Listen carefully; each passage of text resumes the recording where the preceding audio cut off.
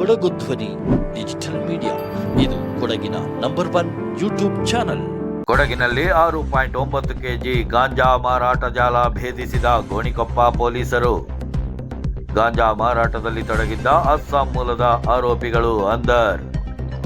ಗೋಣಿಕೊಪ್ಪ ಪೊಲೀಸರಿಂದ ಭರ್ಜರಿ ಕಾರ್ಯಾಚರಣೆ. ಅಸ್ಸಾಂ ಮೂಲದ ಕಾರ್ಮಿಕರಿಂದ ಬರೋಬ್ಬರಿ 6.9 ಕೆಜಿ ಗಾಂಜಾ ವಶ.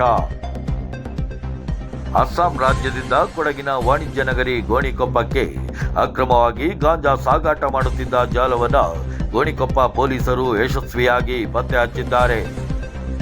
ಕಾರ್ಮಿಕರ ಸೋಗಿನಲ್ಲಿ ಬಂದು ಈ ಕೃತ್ಯ ಎಸಗುತ್ತಿದ್ದ ಅಸ್ಸಾಂ ಮೂಲದ ಕೆಲವರನ್ನ ಪೊಲೀಸರು ಬಂಧಿಸಿ ಜೈಲಿಗಟ್ಟಿದ್ದಾರೆ. ದೂರದ ಅಸ್ಸಾಂನಿಂದ ತಡರಾತ್ರಿಯ ವೇಳೆ ಗೋಣಿಕೊಪ್ಪಕ್ಕೆ ಗಾಂಜಾ ಸರಬರಾಜು ಆಗುತ್ತಿರುವ ಬಗ್ಗೆ ಖಚಿತ ಮಾಹಿತಿ ಪಡೆದ ಪೊಲೀಸರು ಮಿಂಚಿನ ಕಾರ್ಯಾಚರಣೆ ನಡೆಸಿದ್ದಾರೆ.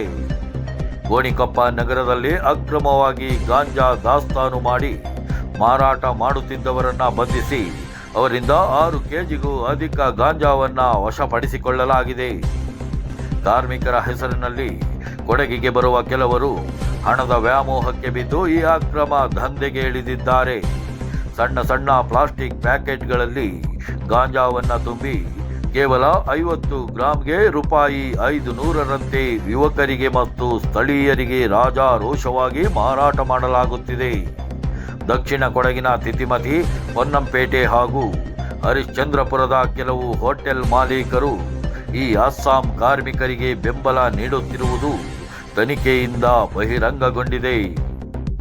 ಕೊಡಗು ಜಿಲ್ಲಾ ಪೊಲೀಸ್ ಅಧಿಕಾರಿಗಳ ಮಾರ್ಗದರ್ಶನದಲ್ಲಿ ಈ ಕೃತ್ಯವನ್ನ ಯಶಸ್ವಿಯಾಗಿ ಹತ್ತಿಕ್ಕಲಾಗಿದೆ.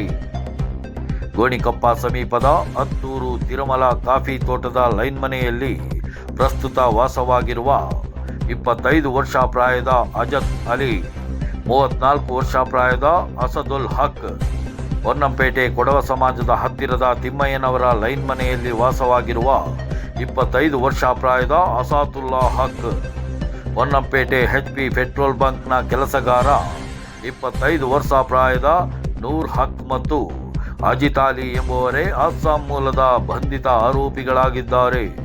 ಇವರಿಂದ 6.9 ಕೆಜಿ ಗಾಂಜಾವನ್ನ ಪೊಲೀಸರು ವಶಪಡಿಸಿಕೊಂಡಿದ್ದಾರೆ.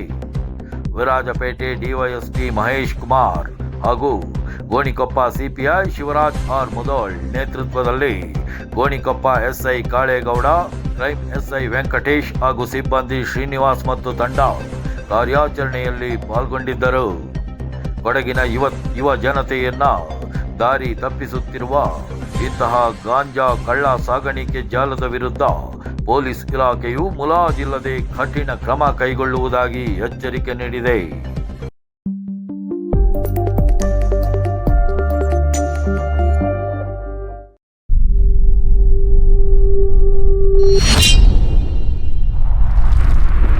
ಕೊಡಗು ಧ್ವನಿ ಡಿಜಿಟಲ್ ಮೀಡಿಯಾ, ಇದು ಕೊಡಗಿನ ನಂಬರ್ 1 ಯೂಟ್ಯೂಬ್ ಚಾನಲ್.